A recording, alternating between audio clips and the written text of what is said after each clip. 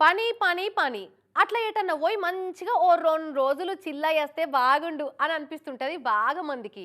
ఎటన్నా దూరం పోదామంటేనేమో పైసలు బాగా ఖర్చు అవుతాయి, ఎందుకు వచ్చింది అని సాలించుకుంటారు. దగ్గర పట్టులు ఎటన్నా పోదామంటే ఏమున్నాయి మన తాన అని డిసప్పాయింట్ అవుతారు. ఒక్క రోజులో పోయి రానికి ఎవ్వి దగ్గర లేవని ఇంట్లోనే ఓటీటీల సినిమాలు చూస్తుంటారు. అసొంటోళ్ళు ఎవరన్నా ఉంటే ఇక మీ ప్లాన్లు మార్చుకోర్రి. ఇగో మీ అసొంటోళ్ళ కోసమే మన హైదరాబాద్కు దగ్గర పట్టుల బందోబస్తు టూరిజం స్పాట్ పెట్టినాం అని అంటున్నది సీతక్క.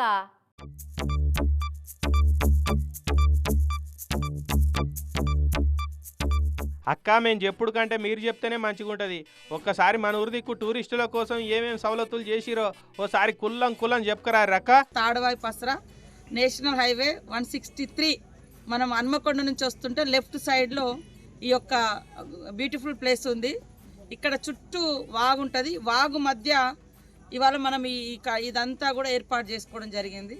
చాలామంది జీవితాలలో రూములకు పరిమితం అయిపోయి ఒక సఫకేషన్లో ఉన్నారు. చాలామంది రోజుల తరబడి ఆఫీసులనే పనిచేస్తూ ఉంటారు.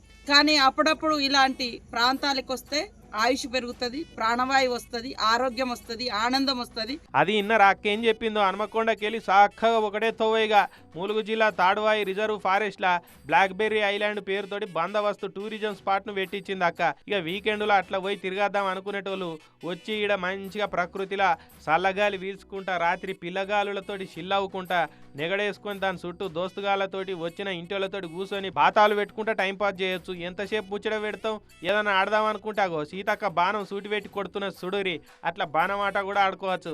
అక్క ఏది బాణం ఇడువోసారి. ఆహా, ఒలింపిక్స్ అథ్లెట్ ఇడిచినట్టే ఇడిచినావక్క బాణం. గిదే ఉన్నదా ఇంకేమైనా ఆటలు ఉన్నాయా? ఓహో, షటిలు, ఫుట్బాల్, వాలీబాల్ అన్నీ ఉన్నాయి కదా. ఫోటోలు తీసుకునే తందుకైతే ఏకదమ్ షెట్టింగులు చేసిరుపో. రీల్స్ చేసుకునేటోళ్ళకైతే పండుగే. ఇక